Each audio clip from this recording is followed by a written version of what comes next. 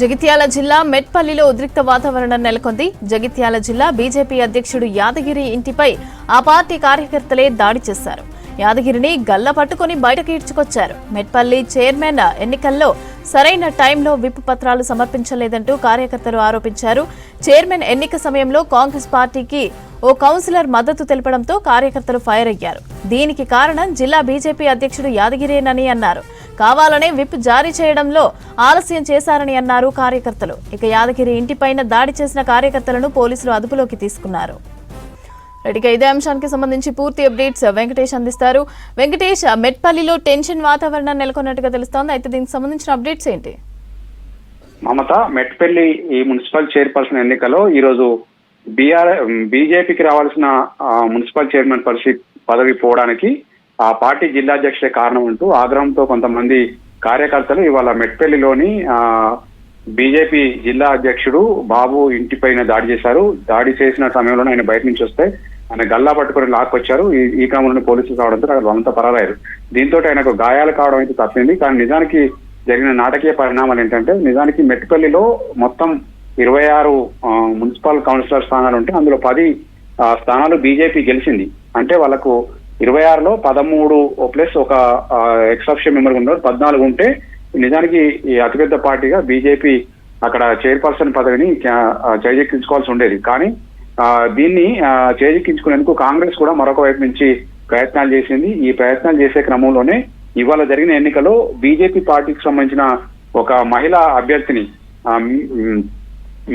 మీనా అనే ఒక మహిళా అభ్యర్థిని ఆమె ఏం చేసిందంటే ఈ కాంగ్రెస్ వైపు ఓటేసింది. కాంగ్రెస్ వైపు ఓటేయడం అనేది నిజానికి ఒక పార్టీ నుంచి గెలిచి ఇంకొక పార్టీ వైపు ఓటేస్తే ఆమె అభ్యర్థిని చెల్లకుండా పోవడం కోసం విప్ జారీ చేస్తారు. విప్ అంటే ఏ పార్టీ నుంచి గెలిచారో ఆ పార్టీ ఆదేశాలకు కట్టుబడి ఉండేలా ఒక హార్డర్ ఇచ్చినట్టుగా మనకు అనుకోవచ్చు. కానీ ఈ విప్ జారీ చేసే అధికారం ఎవరికి ఉంటుందంటే, ఇప్పుడు ఈ జిల్లా అధ్యక్షుడైన బాబుకి ఇచ్చారు వాళ్ళ పార్టీ.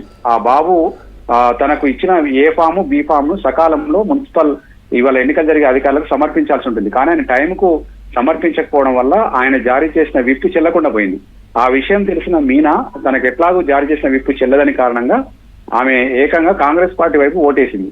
ఇప్పుడు ఈమె ఓటు వేయడం వల్లనే ఈ రోజు జరిగిన ఎన్నికల్లో బీజేపీ దక్కించుకోవాల్సిన చైర్మన్ పదవి కాస్త కాంగ్రెస్ పార్టీ వెళ్ళిపోయింది. ఇది బాబు చేసిన పనే అని చెప్పి ఆగ్రహంతో చాలా మంది కార్యకర్తలు వాళ్ళ ఇంటికి వెళ్లి దాడి చేయడం జరిగింది. మొత్తంగానైతే ఈ రోజు జరిగిన నిజానికి బీఆర్ఎస్ ఈ మున్సిపల్ కౌన్సిల్ సమావేశానికి గైర్హాజరు అవుతామని చెప్పింది ఒక దశలో. వాళ్ళు కనుక గైర్హాజరు అవుతే సభ్యుల సంఖ్య ఎంత ఉండదంటే అక్కడ 6 బీఆర్ఎస్ కౌన్సిలర్లు గెలిచారు. ఎమ్మెల్యే కూడా అక్కడ బీఆర్ఎస్ క్యాండిడేట్ బీఆర్ఎస్ పార్టీకి సంబంధించిన డాక్టర్ సంజయ్ ఉన్నారు. 7 కనుక అబ్సెంట్ అయి ఉంటే అక్కడ బలం కాస్త 10 మంది బీజేపీ, 6 కాంగ్రెస్, 16 ప్లస్ 4 ఇండిపెండెంట్, 20 మందికే పరిమితమయ్యేది. 20 మందిలో సగం ఏమవుతుందంటే 10 అవుతుంది. ఆ 10 కాస్త బీజేపీకి ఉన్నాయి కాబట్టి బీజేపీ గెలుచుకునే అవకాశం ఉండేది. కానీ హఠాత్తుగా చివరి నిమిషంలో బీఆర్ఎస్ సభ్యులు కూడా ఎమ్మెల్యేతో సహా అటెండ్ కావడంతో అది కాస్త మళ్ళీ మేజిక్ ఫిగర్ మారిపోయింది. 26 కాస్త 14 పెరిగింది. 14 పెరిగిన తర్వాత నామినేషన్లు కూడా అటు బీజేపీ తరఫున, బీఆర్ఎస్ తరఫున, కాంగ్రెస్ తరఫున ముగ్గురు కూడా చైర్పర్సన్ పదవికి నామినేషన్ వేశారు. నామినేషన్ వేసినప్పుడు ఆ బీజేపీకి సంబంధించిన ఆ 10 మందిలో 9 మంది మాత్రమే బీజేపీకి ఓటేశారు, 1 కాంగ్రెస్ చేశారు. కాంగ్రెస్ కు ఆల్రెడీ 6 ఉన్నారు, తర్వాత 4 ఇండిపెండెంట్లు బలపరిచారు, ప్లస్ ఈ బీజేపీ నుంచి వచ్చిన 1 ఓటుతో కలిపి కాంగ్రెస్ బలం 11 అయింది. తర్వాత బీఆర్ఎస్ వాళ్ళు వాళ్ళ ఆ 7 ఓట్లు వాళ్ళకి వేసుకున్నారు.